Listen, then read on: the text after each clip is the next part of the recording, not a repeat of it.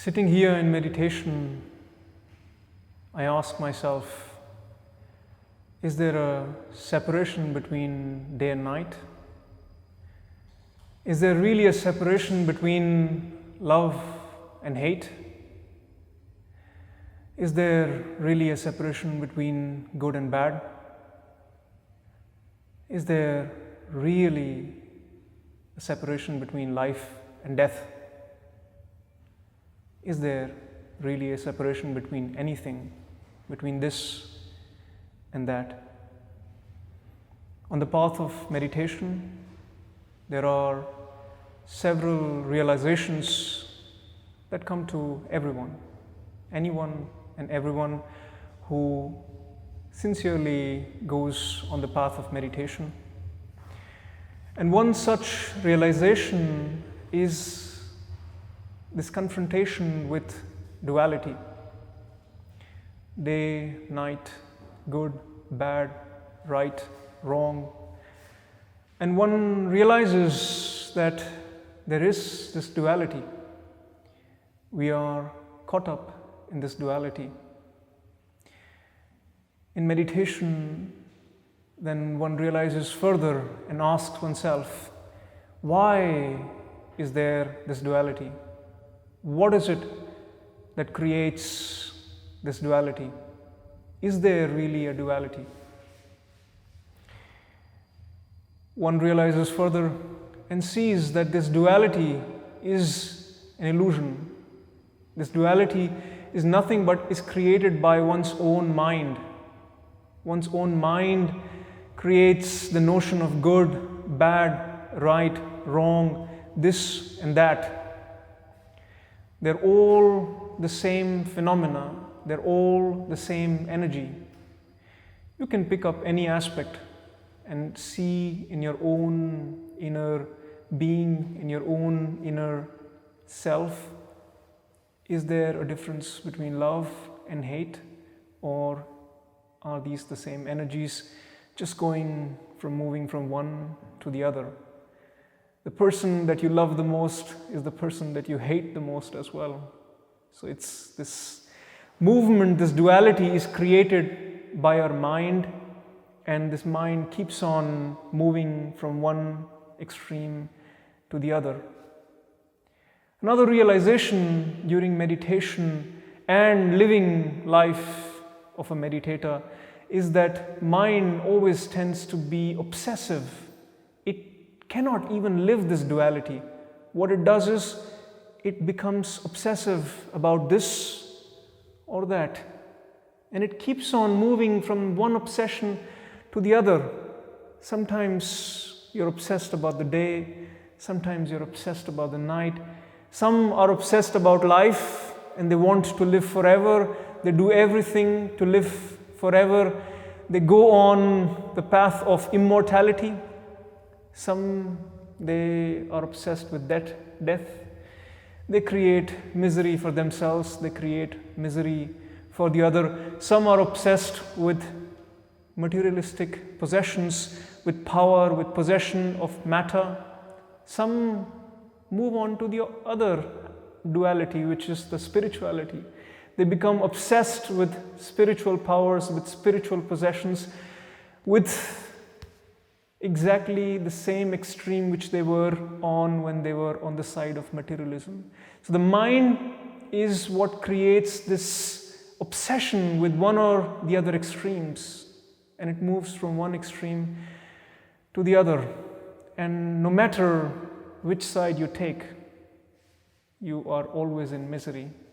You're always in this constant circle, this constant movement between A and B.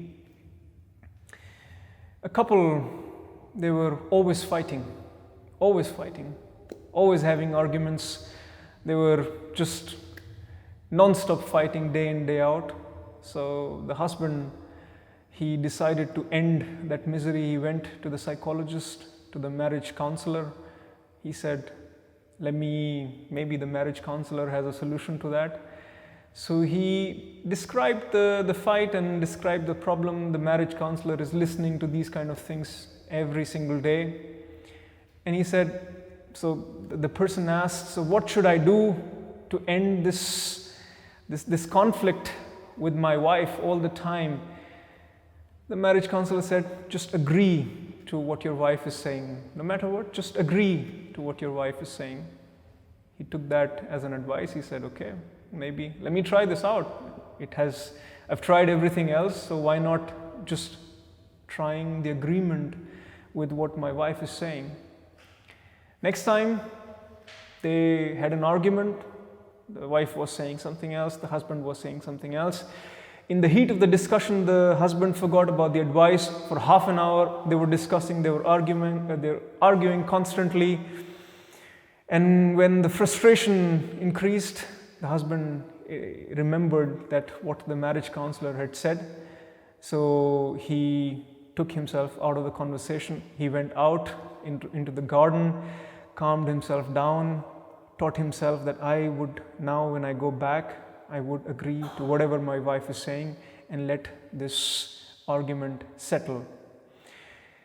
He did not believe really that what the wife was saying was right, but he still made sure, just to kill the argument, he said, I will go and agree with my wife. So he prepared this entire mindset, and after a few minutes he went inside and told his wife, who was still very furious, you know what, now I agree to what you were saying.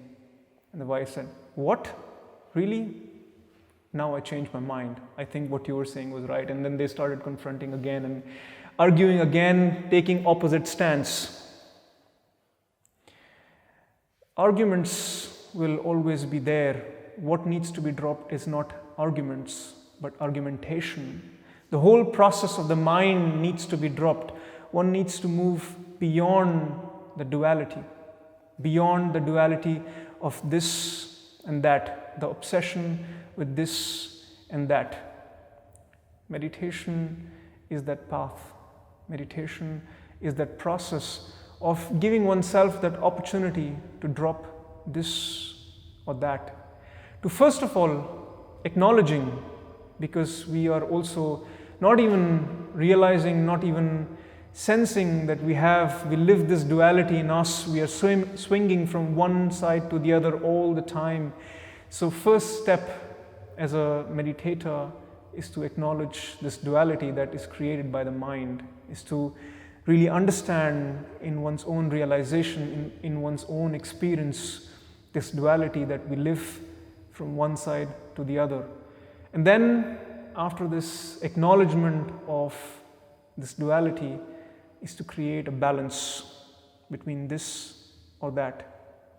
To not get obsessed with this, to not get obsessed with that. To remain in balance, to remain in harmony, so that the yin and the yang, they fall into harmony. And when they are in balance, then there is an opportunity to move out of both this and that. To move both out of the duality of this and that. To not have these dualities meet in agreement. To drop the argumentation, to drop the duality completely. In that state is true inner peace. In that state is true centeredness. In that state is true bliss. And if you cannot live this as your lifestyle, at least you can spend few moments in your life where you can practice this, where you can drop this or that, where you can create a balance of this duality in you and allow this opportunity to open up, where you can move and rise above this duality of this or that.